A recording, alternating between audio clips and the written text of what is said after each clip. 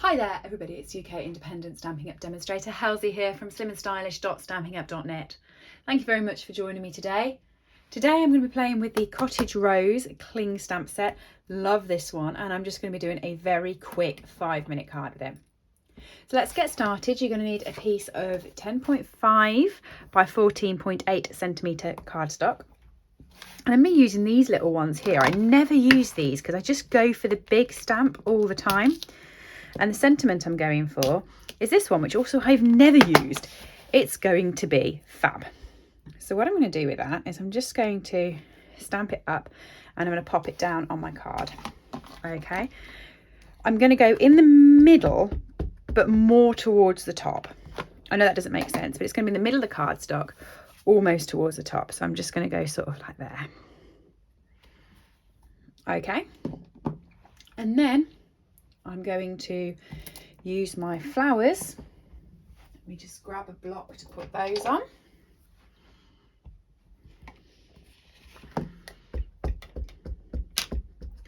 And I'm going to stamp those around the sentiment. I'm going to build them out. Now, I know what you're thinking if you normally follow me. This is very unlike Helz because she never messes up her grid paper. It was already messy. I had some blends on there, so I'm already stuck with the fact that it was going to be messy. And I'm just building this outwards, but I'm not going to go all the way around the card. I'm just going to go to there, so it's just got like a sweep, but it has nothing at the top there because I quite like it like that. And then I'm going to do my favorite. I'm going to do some messy blending. So I've got my light So Saffron, and I'm just going to pop that in the middle of each one.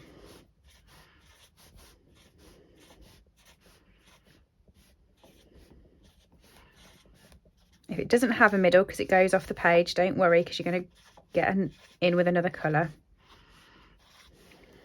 Okay, and then I'm going to go with the light petal pink, and I'm going to colour in the rest of that like that. Okay, so this is the one thing I love about the blends. I keep hearing people say, oh, you've got the light and dark blend of this colour and that colour. You don't always have to use them together, people. You can use 2 different colours if you want, and they will still blend together and they will still look nice. And sometimes they just give you an added extra pop. You know, there's some colours that don't complement each other, so you're not going to get like Highland Heather and Bermuda Bay blending into each other, you know, anytime soon. But within reason, it works. So you can see how quick I'm going here. I'm not really going to the edges of the lines. I'm just sort of popping the colour on.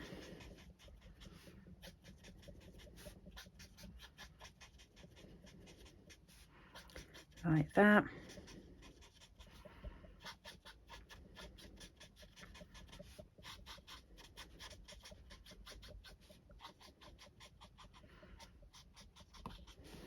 Okay, and then I'm going to go one stage further with this, and I'm going to grab my Smoky Slate ink, and I'm going to grab my Smoky Slate bending tool.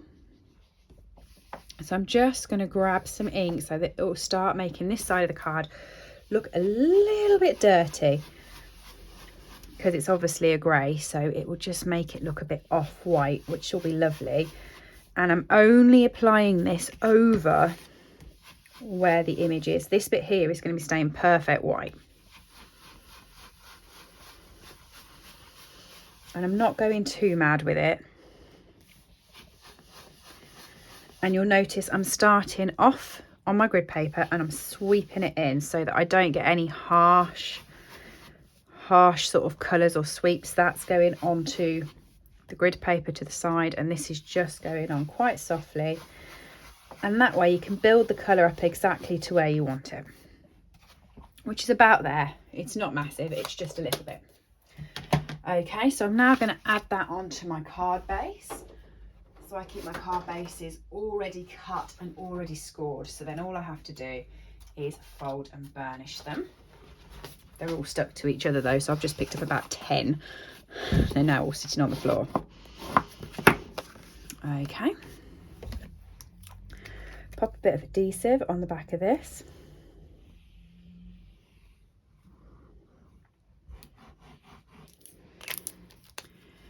Get it onto my card base.